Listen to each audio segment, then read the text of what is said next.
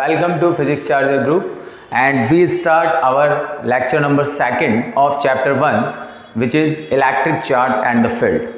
In our lecture 1 we studied about the properties of charge, and in the previous lecture we discussed that charge is a scalar quantity. Charge have two types, positive and negative. Okay, like charges repel each other, unlike charges attract each other. और सबसे most important property जो last lecture में हम लोगों ने पढ़ा वो था कि charge, if the charge is in rest position then it creates electric field, if the charge is in uniform motion then it creates magnetic field, and if the charge is in accelerated motion then it creates electromagnetic radiations. Okay बेटा, तो now in our today's lecture we discuss about the another properties of charge, and these are fifth one. Charge always exist with mass. Charge always exist with mass, that is charge हमेशा जिस body का charge होगा उस body में definitely मास होगा, but इसका converse हम सही नहीं कह सकते. जैसे फॉर एग्जांपल हम यहाँ पर बात करते हैं कि कोई भी बॉडी है, जैसे फॉर एग्जांपल इलेक्ट्रॉन, तो उसका अगर चार्ज है, चार्ज इलेक्ट्रॉन है तो उसका मास डेफिनेटली होगा. बट अगर किसी बॉडी का मास है जैसे न्यूट्रॉन, तो उसका चार्ज हो ये जरूरी नहीं है. न्यूट्रॉन का चार्ज 0 होता है बट उसका मास होता है. तो दैट मीन्स कहने का मतलब ये है कि every body which have a charge then have definitely mass, but if the body have mass then उसका चार्ज हो या ना हो ये कोई फाइनल डेफिनाइट नहीं है. तो अगर हम इस प्रॉपर्टी को थोड़ा सा और डीपली लेके चलते हैं तो हम यहां पर चार्ज और मास का कंपैरिजन करते हैं, चार्ज और मास को कुछ डीपली समझते हैं. तो देखिएगा, जैसे फॉर एग्जांपल हम बात करते हैं चार्ज की, तो अगर हम चार्ज की बात करते हैं तो चार्ज टू टाइप्स के होते हैं. First one is the positive charge and second one is the negative charge. But अगर हम मास की बात करते हैं तो मास ऑलवेज पॉजिटिव होता है, मास can never be negative. This is the first difference. Second difference हम ये कहते हैं कि जो चार्ज होता है उस चार्ज की जो वैल्यू है वो वेलोसिटी पर डिपेंड नहीं करती, यानी ये इंडिपेंडेंट होती है, वेलोसिटी पे डिपेंड नहीं करती, ये इंडिपेंडेंट होती है. बट अगर हम मास की बात करते हैं तो जब हम मास को लेते हैं तो एक फॉर्मूला होता है, देखिएगा बेटा, m equals to m not under root 1 minus v square by c square. Okay, this formula represent this m is the mass of system या mass of body. This is the mass of system, m is the rest mass, v is simply velocity and c is velocity of light. Okay, अब जब हम यहां पर इस फॉर्मूले के according बात करते हैं मास और वेलोसिटी की, तो जैसा हमने चार्ज के लिए बोला कि चार्ज तो वेलोसिटी पे डिपेंड नहीं करता है, चार्ज की वैल्यू वेलोसिटी पे डिपेंड नहीं करती है, बट मास वेलोसिटी पे डिपेंड करता है. दैट मीन्स अगर वेलोसिटी इंक्रीज होगी तो मास भी इंक्रीज होगा. जैसे फॉर एग्जांपल जब हम रन करते हैं, जब हम दौड़ते हैं, तो जब हम दौड़ेंगे तो हमारा मास इंक्रीज होता है. कैसे, देखिएगा, हमारा जो फॉर्मूला है वो फॉर्मूला हमने लिखा है m equals to m not under root 1 minus v square by c square. Okay, अब जब हम रन करेंगे तो डेफिनेटली जो हमारी वेलोसिटी है वो लाइट की वेलोसिटी के तो इक्वल हो नहीं सकती, ना उससे ज्यादा हो सकती. तो v की वैल्यू तो ऑलवेज क्या रहेगी, c से लेस रहेगी. अगर v की वैल्यू c से लेस रही तो टोटल वैल्यू क्या रहेगी, 1 से लेस, और अगर ये 1 से लेस रही then m greater than m0 होगा. दैट मीन जैसे जैसे हमारी वेलोसिटी इंक्रीज होती जाएगी वैसे वैसे हमारा मास भी बढ़ता जाएगा. तो ये एक बेसिक डिफरेंस है चार्ज और मास में कि चार्ज इंडिपेंडेंट ऑफ वेलोसिटी होता है, यानी वैल्यू ऑफ चार्ज कभी भी वेलोसिटी पे डिपेंड नहीं करता है, जबकि किसी भी बॉडी का मास वेलोसिटी पे डिपेंड करता है. इफ बॉडी अगर मोशन में है तो डेफिनेटली उसका मास इंक्रीज होगा, और अगर बॉडी रेस्ट में है तो उसका मास जैसा है एज इट इज वैसा ही रहेगा. तो I think you explain clearly that charge always related with mass, exist with mass, but the mass exist with charge. Is it not confirm या नॉट पॉसिबल? ओके, तो अब यहां पर हम नेक्स्ट प्रॉपर्टी लेते हैं. 6th one is the conservation of charge. Very important. तो जब हम कंजर्वेशन ऑफ चार्ज की बात करते हैं तो हम लोगों ने एक लॉ पढ़ा है प्रीवियस क्लासेस में, conservation of energy. Conservation of energy में हम लोगों ने पढ़ा है कि energy can neither be created not be destroy, it can transfer from only one body to another.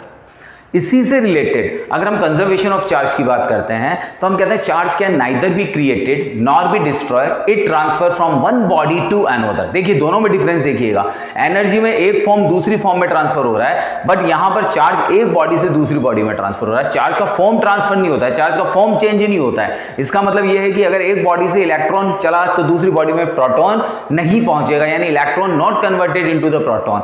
तो यहां पर हम ये कहते हैं इसकी डेफिनेशन के अंदर कंजर्वेशन ऑफ चार्ज में कि charge neither be created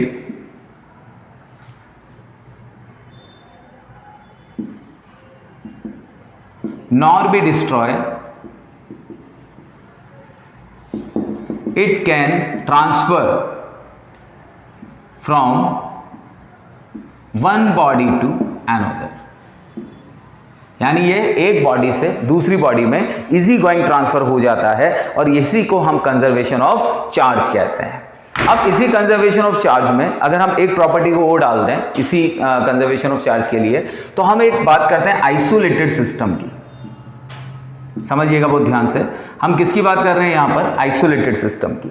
isolated system का मतलब होता क्या है? आइसोलेटेड सिस्टम का मतलब होता है ऐसा सिस्टम जिसमें मैटर और एनर्जी सराउंडिंग्स के साथ किसी भी तरह से रिलेटेड नहीं होता। ना तो गिव टेक का कोई रिलेशन होता है, ना तो एनर्जी और मैटर अंदर आता है, ना एनर्जी और मैटर बाहर जाता है। This is the isolated system. तो हम ये कहते हैं कि किसी भी आइसोलेटेड सिस्टम का जो टोटल चार्ज होता है वो टोटल चार्ज ऑलवेज कंजर्व रहता है। क्या कहा हमने? कि आइसोलेटेड सिस्टम का जो टोटल चार्ज होता है वो टोटल चार्ज ऑलवेज कंजर्व रहता है। रीजन, क्योंकि ना तो वो सिस्टम किसी को कुछ देगा, ना वो सिस्टम किसी से कुछ लेगा। गिव एंड टेक का कोई प्रोसीजर ही नहीं होगा, और जब गिव और टेक का कोई प्रोसीजर ही नहीं है देन डेफिनेटली उस आइसोलेटेड सिस्टम का जो टोटल चार्ज होगा वो ऑलवेज क्या रहेगा बेटा? कंजर्व रहेगा। तो ये टू डेफिनेशन हम कंजर्वेशन ऑफ चार्ज में कह सकते हैं कि charge can neither be created nor be destroy, it transfer from one body to another. और आइसोलेटेड सिस्टम के लिए हम कहते हैं कि for any isolated system the total charge becomes conserve. तो this is the conservation of charge. अब एक बहुत सिंपल सा एग्जांपल हम लेते हैं। देखिएगा यहां पर हमने एक ग्लास रोड लिया। क्या लिया बेटा? एक ग्लास रोड। और इस ग्लास रोड के ऊपर सपोज है 10 इलेक्ट्रॉन्स। कितने इलेक्ट्रॉन्स है? 10 इलेक्ट्रॉन्स। ओके, अब हमने एक सिल्क क्लॉथ लिया। This one is the silk cloth. बहुत ध्यान समझिएगा, एक सिल्क क्लॉथ लिया, इसके ऊपर कितने इलेक्ट्रॉन है? 10 इलेक्ट्रॉन्स। अभी ये विदाउट कॉन्टैक्ट है, विदाउट फ्रिक्शन या विदाउट रब्ड। तो विदाउट रब अगर यहां पर हम टोटल चार्ज की बात करते हैं तो टोटल चार्ज कितना होगा? देखो टोटल चार्ज होगा आपका, दिस इज 10 + 10 = 20। ओके, अब हम क्या करते हैं कि इस ग्लास रोड को सिल्क क्लॉथ से रब करते हैं।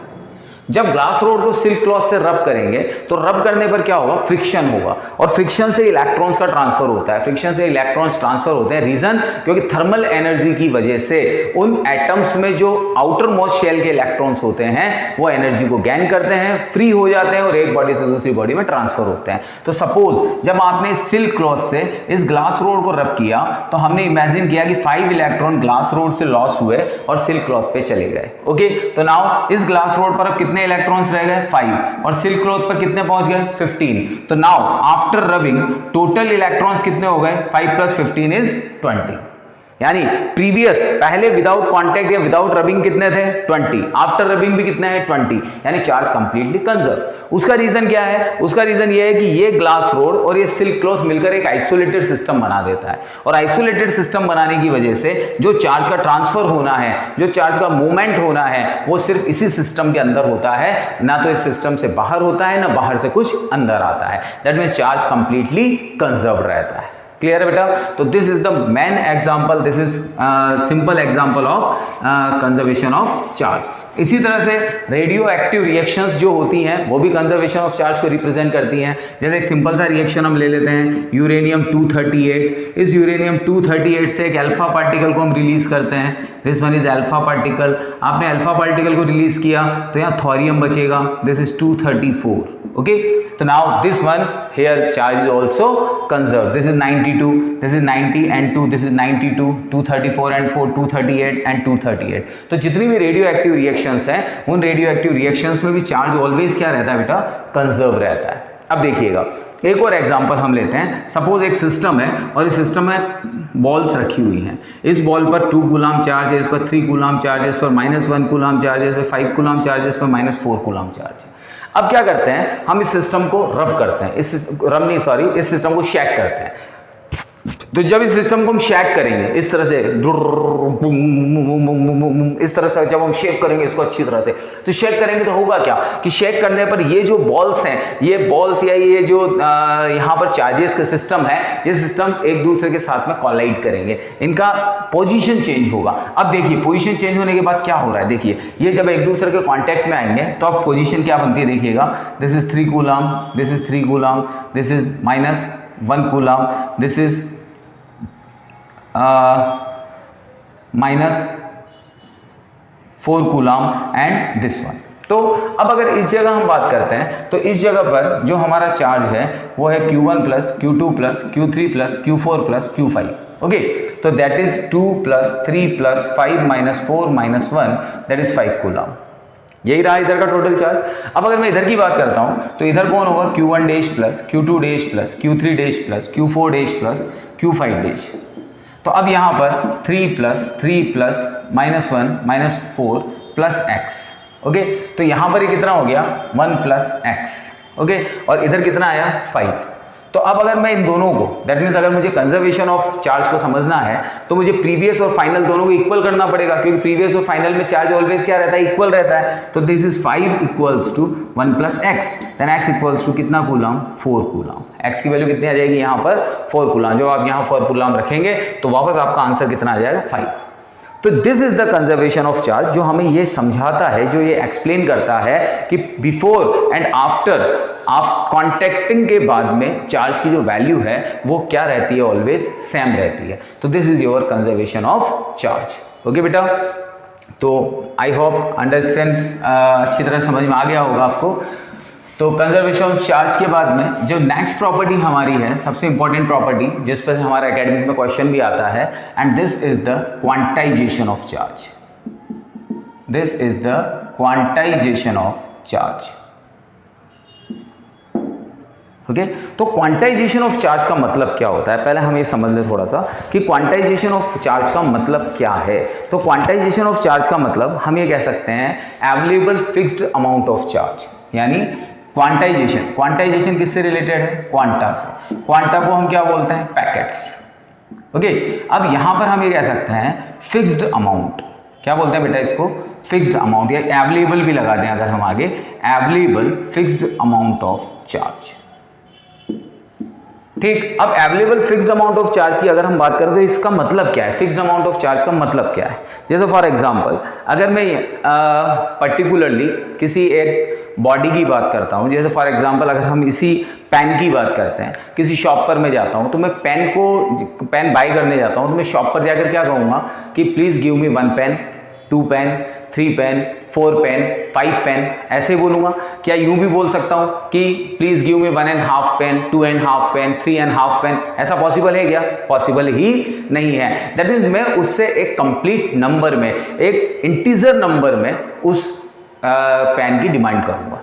ओके, और वही पॉसिबल है, वही इजी गोइंग मुझे अवेलेबल हो सकता है। तो यहां पर जब हम कहते हैं कि क्वांटाइजेशन का मतलब क्या होता है, तो क्वांटाइजेशन का मतलब होता है available fixed amount of charge, यानी जब भी हम चार्ज की बात करते हैं तो चार्ज एक फिक्स नंबर में, चार्ज एक इंटीग्रल नंबर में, चार्ज एक इंटीग्रल मल्टीपल में हमें अवेलेबल होता है, या एक बॉडी से दूसरी बॉडी में ट्रांसफर होता है। तो अगर हम क्वांटाइजेशन की बात करते हैं तो अच्छा एक चीज और ध्यान दीजिएगा कि जब हम बेसिक यूनिट ऑफ चार्ज की बात करते हैं, सबसे इंपॉर्टेंट चीज बता रहा हूं बेटा मैं आपको, समझिएगा। तो बेसिक यूनिट ऑफ चार्ज की अगर हम बात करते हैं तो बेसिक यूनिट ऑफ चार्ज कौन होती है, electron.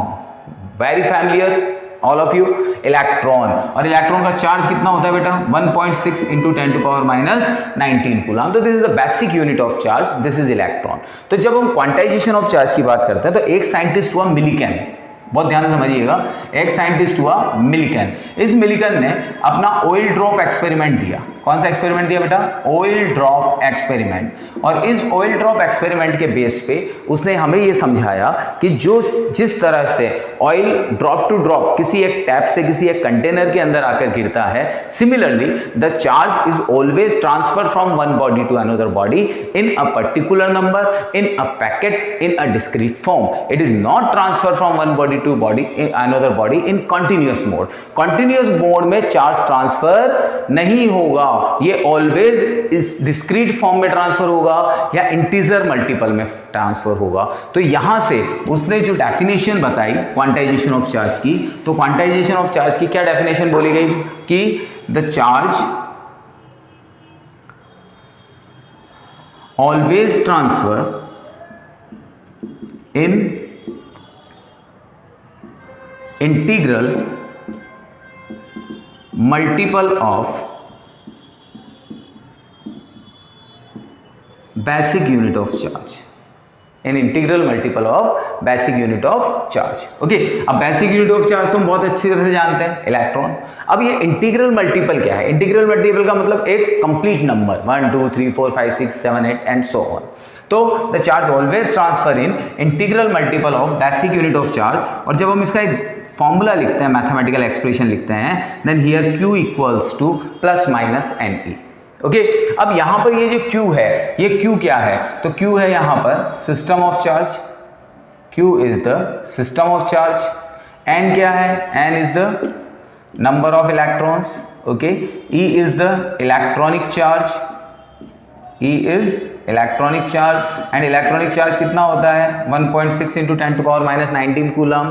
Then plus shows the loss of electron and minus shows the gain of electron। तो this is your mathematical expression of quantization of charge and it is very important for academic and for competitive। इनमें से question आता है exam में। Okay, अब देखिएगा किस type से हम इस पर क्वेश्चन को डिस्कस कर सकते हैं। तो देखें, यहां हम कहते हैं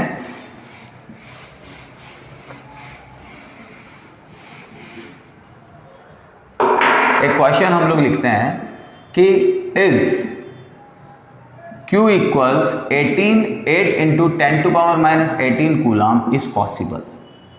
हमसे क्या पूछा है क्वेश्चन में कि क्या ये चार्ज पॉसिबल है। अब चार्ज का पॉसिबल होना किस पर डिपेंड करेगा? चार्ज का पॉसिबल होना डिपेंड करेगा नंबर ऑफ इलेक्ट्रॉन्स पे। अगर जो नंबर ऑफ इलेक्ट्रॉन है वो इंटीग्रल मल्टीपल फॉर्म में आ रहे हैं, देन डेफिनेटली वो चार्ज पॉसिबल होगा। और अगर इंटीग्रल मल्टीपल फॉर्म में नहीं आते हैं, अगर वो फ्रैक्शन पार्ट में चले जाते हैं, तो फिर वो चार्ज पॉसिबल नहीं होगा। तो यहां पर जब हम Q की बात करते हैं तो Q हमें दिया हुआ है 8 into 10 to power minus 8। तो हम फॉर्मूला लगाते हैं Q equals to NE, then N equals to Q by E। What is the value of Q? This is 8 into 10 to power minus 18 and this is 1.6 into 10 to power minus 19। अब ये 10 to power minus 19, यहाँ से point हम remove करते हैं, ऊपर 80 हो गया, 16 से 85 टाइम ये ऊपर गया, then this is 10, then 50, n equals 50। तो it is the complete integral multiple, that is this charge is possible, क्योंकि complete integral multiple में है। तो इस तरह से हम चार्ज को आइडेंटिफाई कर सकते हैं कि ये चार्ज पॉसिबल है या नहीं है। किस बेस पर आइडेंटिफाई करेंगे? नंबर ऑफ इलेक्ट्रॉन्स के बेस पर। अगर नंबर ऑफ इलेक्ट्रॉन्स एक कंप्लीट नंबर में अगर हमारे पास में आ रहे हैं, देन डेफिनेटली वो चार्ज पॉसिबल है, अदरवाइज वो चार्ज पॉसिबल नहीं है। ओके, इसी तरह से देखो एक और क्वेश्चन हम देखते हैं। यहां पर हमसे कहा जाता है how many electrons in 1 coulomb charge, how many electrons in 1 coulomb charge. तो अगर यहां पर हम 1 कूलम चार्ज की बात करते हैं, then this is Q equals to 1 coulomb हो गया, then Q equals NE। Now again N हमें फाइंड आउट करना है, then 1 by 1.6 into 10 to power minus 19, then point remove करेंगे, ऊपर 10 चला जाएगा, इस 10 to power minus 19 को भी ऊपर भेज दो तो ये प्लस 19 हो जाएगा, और प्लस 19 में से एक जीरो इधर लेंगे तो 100 into 10 to power 18 upon 16, then this is 6.25 into 10 to power 18। तो इतने इलेक्ट्रॉन किसके अंदर पॉसिबल होते हैं? 1 कूलम चार्ज में पॉसिबल होते हैं। तो अगर आपसे पूछा जाता है कि how many electron in 1 coulomb charge, then your answer is 6.25 into 10 to power 18। Okay बेटा, तो इस तरह से क्वांटाइजेशन ऑफ चार्ज की हम बात कर सकते हैं कि क्वांटाइजेशन ऑफ चार्ज कैसे इसमें क्वेश्चंस में हमसे कैसे पूछा जा सकता है। और जैसे फॉर एग्जांपल एक और क्वेश्चन हम ले लेते हैं चाहे तो, SN14, ठीक है। तो इन SN14 how many charge exist, ठीक है। आपको नाइट्रोजन गिवन है और आपसे पूछा है कि इसमें कितना चार्ज होगा। ओके, तो हमारा फॉर्मूला क्या है, Q इक्वल्स टू NE। अब यहाँ पर ये S7 क्या होता है, this is the atomic number, ठीक है। Atomic number equals to number of proton, तो that mean number of proton is equals to number of electron. तो n इक्वल्स कितना गिवन है आपको 7, तो Q इक्वल्स कितना हो गया 7 into 1.6 into 10 to power minus 19, then this is 11.2 into 10 to power minus 19 coulomb. तो इतना चार्ज इस 7N14 में एग्जिस्ट करेगा। ओके बेटा, समझ में आ रही है मेरी बात। आपको एक नाइट्रोजन दिया हुआ है और आपसे पूछा गया है कि कितना चार्ज यहाँ एग्जिस्ट कर रहा है, देन आपको यहाँ देखना है, this is the atomic number is 7, atomic number equals to the number of proton, then number of proton equals to the number of electron, that is n equals to 7, then Q equals to NE, then n की value आपने put कर दी 7, E की value 1.6 into 10 to power minus 19, then it is 11.2 into 10 to power minus 19 coulomb. This is the value of charge. Okay, तो this is your quantization of charge. अब यहीं से अगर हम एक और छोटी सी बात करते हैं, जैसे जनरल पार्टिकल्स की अगर हम बात करते हैं, तो जनरल पार्टिकल्स में बेसिकली हमारे पास में 3 पार्टिकल्स होते हैं, देखिएगा, इलेक्ट्रॉन, प्रोटॉन और न्यूट्रॉन। अगर हम इनकी चार्ज की बात करते हैं, वैसे तो आप सबको पता होगा बेटा कि किसका चार्ज और मास कितना होता है, फिर भी हम एक बार डिस्कस कर लेते हैं। इलेक्ट्रॉन की अगर हम चार्ज की बात करते हैं तो इलेक्ट्रॉन का चार्ज होता है -1.6 into 10 to power minus 19 coulomb, और इसका जो मास होता है वो होता है 9.1 into 10 to power minus 31 kg। अगर हम प्रोटॉन के मास की बात, चार्ज की बात करते हैं तो 1.6 into 10 to power minus 19 coulomb, और अगर इसके मास की बात करते हैं देन दिस इज -27 kg। अगर हम न्यूट्रॉन की बात करते हैं तो इसका मास होता है 0, चार्ज होता है 0 और मास होता है अप्रॉक्सली किसके इक्वल होता है, मास ऑफ प्रोटॉन के। तो this is the your charge and the mass of electron, proton and neutron. Okay, अब इसी क्वांटाइजेशन ऑफ चार्ज में देखिएगा थोड़ा सा एक चेंजेस भी आया। कुछ ऐसे भी साइंटिस्ट हुए जिन्होंने इस चीज़ को चैलेंज कर दिया कि चार्ज ऑलवेज इंटीग्रल मल्टीपल में ही फ्लो हो सकता है। उन्हीं में से एक साइंटिस्ट हुआ गैलेमान। एक साइंटिस्ट कौन हुआ बेटा, गैलेमान। गैलेमान ने जो अपनी थ्योरी दी वो क्वार्क मॉडल थ्योरी कहलाती है। कौन सी थ्योरी कहलाती है, क्वार्क मॉडल।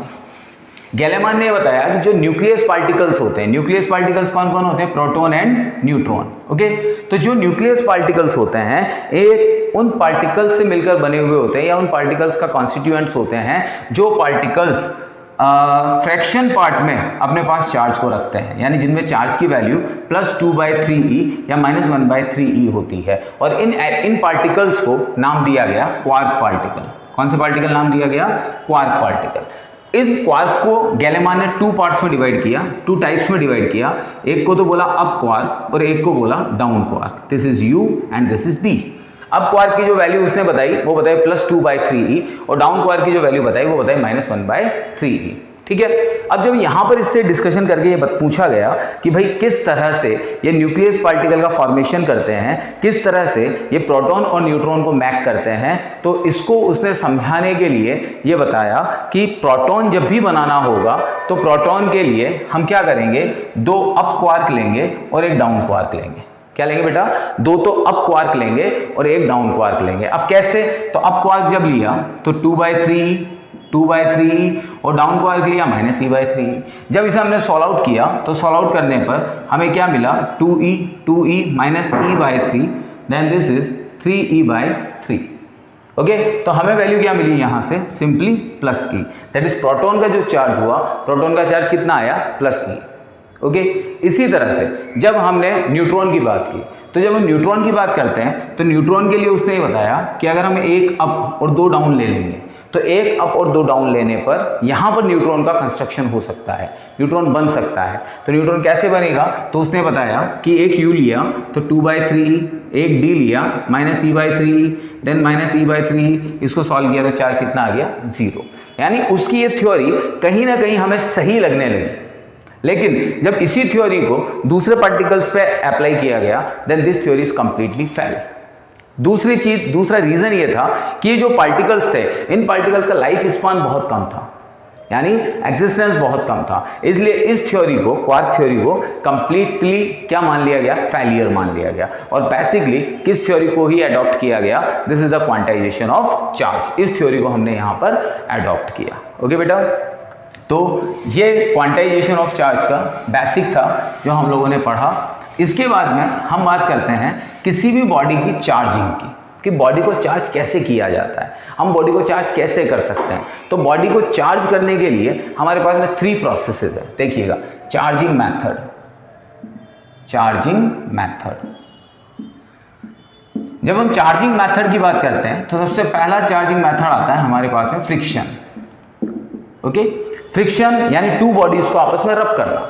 जब आप 2 बॉडीज को आपस में रब करते हैं तो रब करने पर इलेक्ट्रॉन्स का ट्रांसफर होता है वन बॉडी टू अनदर। अब किस बॉडी से किस बॉडी में ट्रांसफर होगा ये हम एग्जैक्टली नहीं कह सकते, ये डिपेंड करता है इलेक्ट्रोपॉजिटिविटी पे।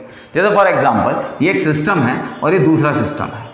इन दोनों सिस्टम्स को हमने एक दूसरे के, दोनों बॉडीज को एक दूसरे से रब किया। जब हमने ये रब किया तो बॉडीज किससे मिलकर बनी हुई होती है, एटम से मिलकर बनी हुई होती है। तो इस बॉडी में यहाँ पर ये एटम्स हैं, ठीक है। अब जब हम इनको रब करते हैं तो रब करने पर कौन मिलता है, थर्मल एनर्जी। कौन सी एनर्जी मिलती है बेटा, थर्मल एनर्जी। यानी जब हम किन्हीं भी 2 ऑब्जेक्ट्स को रब करते हैं तो 2 ऑब्जेक्ट्स को रब करने पर कौन सी एनर्जी गेन होती है, दिस इज थर्मल एनर्जी। और जब थर्मल एनर्जी गेन होगी तो ये थर्मल एनर्जी क्या करेगी कि इन एटम्स के अंदर जो इलेक्ट्रॉन्स हैं उन इलेक्ट्रॉन्स को एनर्जी प्रोवाइड करेगी। और एनर्जी प्रोवाइड करने पर जो आउटर मोस्ट शेल के इलेक्ट्रॉन्स हैं वो कंप्लीटली फ्री होंगे और फ्री होकर एक बॉडी से दूसरी बॉडी में ट्रांसफर करेंगे। लेकिन ये सब किससे होगा, फ्रिक्शन से। यानी friction creates thermal energy, thermal energy provided to the outer most shell electron of atom and these electrons absorb this energy, becomes excited and complete free, and when they are free then they move from one body to another। अब जब एक body से दूसरी body में electrons का transfer होगा तो क्या होगा, एक बॉडी चार्ज होती हुई चली जाएगी। यानी बॉडी की चार्जिंग के लिए फ्रिक्शन रिक्वायरमेंट है। जैसे फॉर एग्जांपल हम कहते हैं लाइटनिंग होता है, रेनी सीजन के अंदर लाइटनिंग होता है। लाइटनिंग का रीजन क्या है, फ्रिक्शन। क्यों फ्रिक्शन की वजह से लाइटनिंग होता है, तो हम ये कहते हैं कि जब क्लाउड्स आपस में एक दूसरे के साथ में कोलाइड करते हैं तो क्लाउड्स किससे मिलकर बने हुए होते हैं बेटा, क्लाउड्स बने होते हैं वाटर पार्टिकल से, गैसियस पार्टिकल से, डस्ट पार्टिकल से। और जब ये क्लाउड्स आपस में एक दूसरे के साथ कोलाइड करते हैं तो कोलाइड करने पर क्या होता है कि इनके अंदर के पार्टिकल्स आपस में कोलाइड करके हीट एनर्जी डेवलप करते हैं, थर्मल एनर्जी क्रिएट करते हैं और स्पार्किंग होता है। और वो स्पार्किंग हमें किस फॉर्म में दिखाई देता है, लाइटनिंग की फॉर्म में। तो उस स्पार्किंग या उस लाइटनिंग के अंदर कौन होता है, चार्ज होता है। और वो चार्ज क्रिएट कहाँ से हुआ, फ्रिक्शन की वजह से। कहां से क्रिएट हुआ, फ्रिक्शन की वजह से। तो ये बात समझ में आ रही है बेटा, ठीक है। तो फ्रिक्शन का मतलब 2 बॉडीज को जब हम रब करते हैं तो 2 बॉडीज को रब करने पर इलेक्ट्रॉन्स का ट्रांसफर एक बॉडी से दूसरी बॉडी में होता है, तो यही फ्रिक्शन मेथड है। दूसरा मेथड आपका आता है कंडक्शन। कंडक्शन को बोलते हैं बेटा बाय टचिंग, ठीक है। बाय टचिंग में क्या होता है, हमारे पास में एक बॉडी है चार्ज्ड, ठीक है, दूसरी बॉडी है अनचार्ज। तो जब आप इस चार्ज बॉडी को अनचार्ज बॉडी के साथ में टच करेंगे तो इलेक्ट्रॉन्स का ट्रांसफर होगा। और इलेक्ट्रॉन्स का ट्रांसफर तब तक होगा जब तक कि दोनों बॉडीज के अंदर number of charge equal number में नहीं पहुंच जाता। लेकिन क्या ये हर जगह सही है, पॉसिबल ही नहीं है। ये चार्ज डिस्ट्रीब्यूशन किस पर डिपेंड करेगा, ये चार्ज डिस्ट्रीब्यूशन डिपेंड करेगा बॉडी के एरिया पर, बॉडी की शेप पर, बॉडी की साइज पर। अगर बॉडी का एरिया, शेप, साइज बड़ा है तो चार्ज बैलेंसिंग में हो सकता है डिफरेंस आ जाए, या फिर unbalance, unequal number of charges, उसको जाकर बैलेंस करें। अगर छोटा है तो कम चार्ज में ही वो बैलेंसिंग पोजीशन को गेन कर ले। तो कहने का मतलब यह है कि ट्रांसफर ऑफ चार्ज डिपेंड करता है किस पर, बॉडी के शेप, साइज पर। अगर दोनों बॉडीज आइडेंटिकल हैं तो उस कंडीशन में चार्ज सेम अमाउंट में ट्रांसफर हो जाएगा। तो दिस इज कंडक्शन। कंडक्शन के अंदर क्या रिक्वायर्ड है कि दोनों बॉडीज, चार्ज और अनचार्ज बॉडी, एक दूसरे से कंप्लीटली टच होना चाहिए, तब जाकर यहां से चार्ज ट्रांसफर होकर दूसरी बॉडी के अंदर चला जाएगा। ओके, तो this is your charging method second. This is conduction, जिसके लिए बॉडी को टच करना रिक्वायर्ड होता है। And the last method, it is very important, and this is induction. Induction होता है बेटा विदाउट टचिंग। विदाउट टचिंग का मतलब क्या होता है कि इसमें किसी भी अनचार्ज बॉडी को चार्ज किया जा सकता है, वो भी बिना टच किए।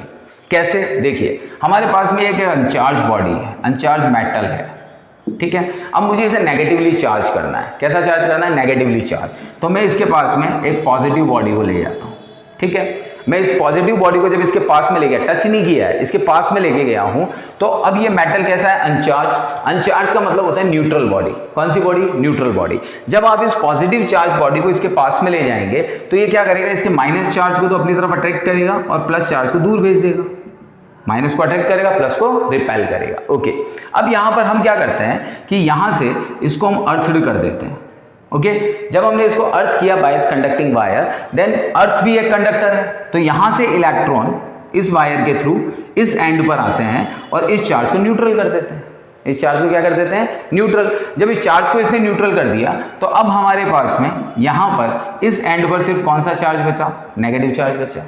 अर्थिंग भी हम हटा देते हैं, ठीक है। अब जैसे ही मैं इस प्लस चार्ज को यहां से हटाता हूं, तो प्लस चार्ज को हटाते ही क्या होगा कि जो ये चार्ज सिर्फ एक एंड पे था, इस प्लस की वजह से, अट्रैक्शन की वजह से, वो इस प्लस के हटते ही यहां पर रिपेल करेंगे चार्ज आपस में, और रिपेल करके इस पूरी बॉडी पर यूनिफॉर्मली डिस्ट्रीब्यूटेड हो जाएंगे। तो आपने क्या देखा? आपने देखा कि बॉडी मैंने अनचार्ज ली थी और किसी चार्ज बॉडी के हेल्प से मैंने उस अनचार्ज बॉडी को चार्ज कर दिया, और वो भी विदाउट टचिंग, और यही क्या कहलाता है? इंडक्शन। यानी induction is the process in which we charge an uncharged body without touching, it is called the induction. तो बेटा ये सारे मेथड